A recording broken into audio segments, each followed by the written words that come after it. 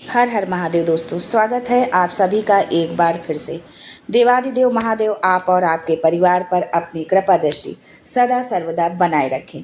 दोस्तों, यदि आप अपने जीवन में सुख समृद्धि चाहते हैं, धन वैभव चाहते हैं, अपने जीवन के हर क्षेत्र में सफलता पाना चाहते हैं, व्यापार में तरक्की चाहते हैं, नौकरी में प्रमोशन चाहते हैं, अपने बच्चों का भविष्य उज्जवल बनाना चाहते हैं, तो आप बिल्कुल सही चैनल पर आए हैं।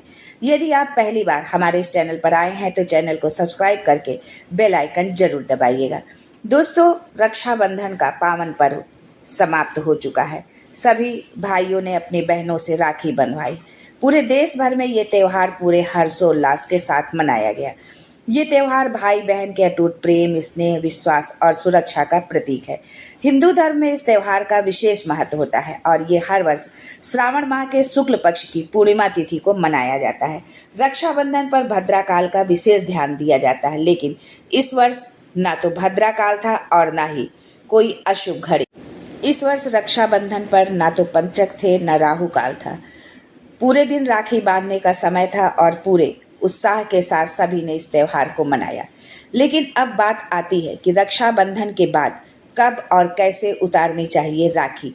क्या है इसका नियम? यदि हम इन नियमों को नहीं मानते हैं या इन नियमों के अनुसार हम नहीं चलते हैं तो हमारे भाई के जीवन में संकट भी आ सकता है। तो दोस्तों, ये जानना बहुत ज़रूरी है कि रक्षाबंधन के बाद हमें राखी कैसे उतारनी चाहिए, कब उतारनी चाहिए। लेकिन आगे बढ़ने से पहले आपसे रिक्वेस्ट करती हूँ कि वीडियो को लाइक करिएगा, दोस्तों को शेयर कर दीजिएगा और अगर आपने अभी तक चैनल को सब्सक्राइब नहीं किया है तो चैनल को सब्सक्राइब करके बेल आइकन जरूर दबाइएगा। दोस्तों, राखी को कितने समय तक कलाई पर रखना उचित है? क्या इसे तुरंत उतार देना चाहिए या इसके लिए कोई विशेष धार्मिक परंपरा है? कुछ मान्यताओं के अनुसार राखी को जन्माष्टमी तक कलाई पर बांधे रहना चाहिए। वैसे 16 दिनों का नियम है। ज्योतिष के अनुसार राखी को 16 दिनों तक बांधे रखना अत्यंत फलदायी होता है। पूर्णिमा से अगले 15 दिन और 16वें दिन राखी को बहते जल में विसर्जित करने से भाई की आयु, सफलता और समृद्धि में वृद्धि होती है।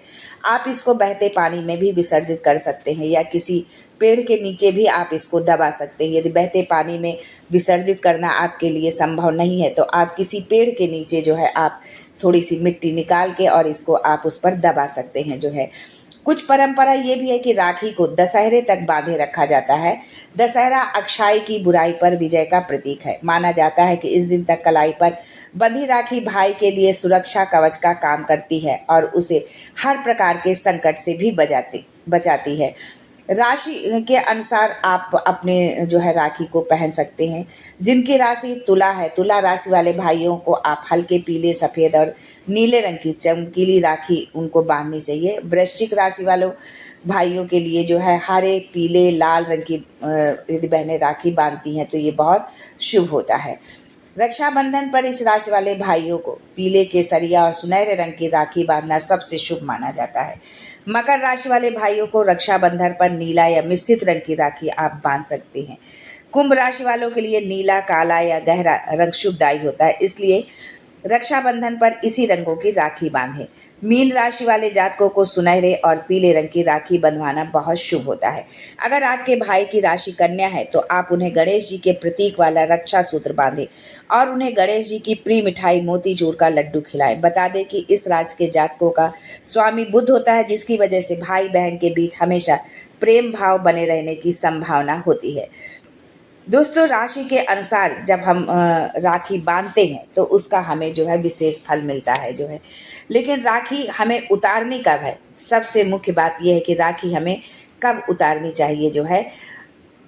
तो इस नियम को मानते हुए आप जो है जन्माष्टमी के दिन राखी को उतार सकते हैं। गणेश चतुर्थी पर किसी मतलब शुभ तिथि पर जो है आप अपनी राखी को उतार करके जल में विसर्जित कर दीजिए या पेड़ के नीचे दबा दीजिए जो है।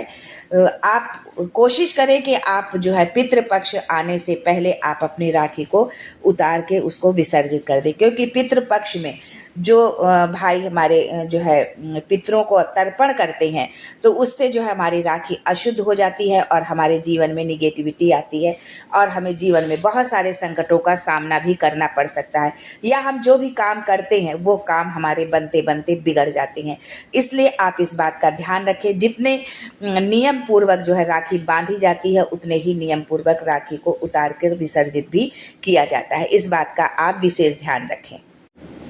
दोस्तों, धार्मिक मान्यताओं के अनुसार किसी भी शुभ काम या अवसर को शुरू करने से पहले जैसे हम शुभ दिन, शुभ मुहूर्त और दिशा देखते हैं, वहीं रक्षाबंधन त्यौहार के दिन राखी बांधते समय शुभ मुहूर्त और सही दिशा का ध्यान भी रखा जाता है। यही नहीं, राखी उतारते समय भी मुहूर्त का ध्यान रखना बहुत जरूरी होता है।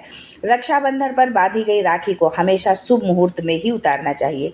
जहां राखी को कुछ दिनों तक कलाई पर रखना जरूरी माना जाता है, वहीं इसे ज़्यादा दिनों तक भी नहीं बांधे रखना चाहिए। ज़्यादा दिनों तक कलाई पर राखी बांधे रहने से अशुद्ध हो सकती है, जिसका नकारात्मक प्रभाव भाई पर पड़ता है।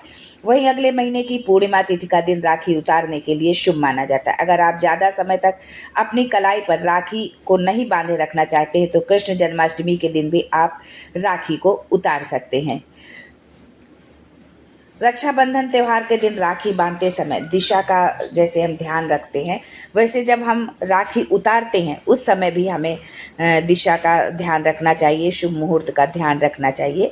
भाइयों की जो है राखी बांधते समय जो है उनका मुख जो है पश्चिम दिशा में होना चाहिए। वैसे ही राखी उतारते समय भी इन्हीं नियमों का पालन करना चाहिए। जब हम कोई भी कार्य शुभ समय पर करते हैं,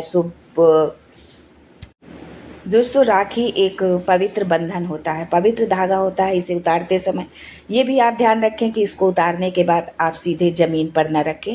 जैसे जब आप राखी बांधते हैं तो राखी की थाली आप सजाते हैं, वैसे ही आपको राखी को उतार करके आपको किसी पात्र में रखना है। उसके पश्चात जब आप इसको विसर्जित करेंगे जल में, गंगा जी में, तो अपने बहन का नाम राखी को विसर्जित करते समय अपने बहन का नाम लेते हुए जो है गंगा माता से या जिस भी पवित्र नदी में आप विसर्जित कर रहे हैं, आप अपने इष्ट का ध्यान करते हुए जो है उस राखी को विसर्जित करें। कि जैसे इस नदी की या आप गंगा जी में विसर्जित कर रहे हैं तो माँ गंगा का नाम लेते हुए कि जैसे ही आपकी अविरल धारा बह रही है, वैसे ही हमारे भाई बहन के प्रेम की भी अविरल धारा जो है हमेशा बहती रहे। दूसरी बात आपको ये भी ध्यान रखना है कि राखी को आपको खोलते समय जो है उसकी गांठ आपको खोलनी है, उसको आपको कैंची से नहीं काटना है। इसलिए बांधते समय भी आप इस बात का ध्यान रखें कि आप ऐसी गांठ लगाएं जिसको कि आप आसानी से खोल भी सकते हैं। तो इस तरह से जब आप इन नियमों का पालन करते हुए अपने भाई को राखी बांधते हैं और राखी खोल करके उसको विसर्जित करते हैं, विसर्जित करते समय जो है आपको ये सारी बातों का आपको ध्यान रखना है। ऐसे करके आप अपने भाई की लंबी उम्र की कामना आप करें। जो है आपके भाई बहन के बीच में ऐसे ही प्रेम स्नेह बना रहे।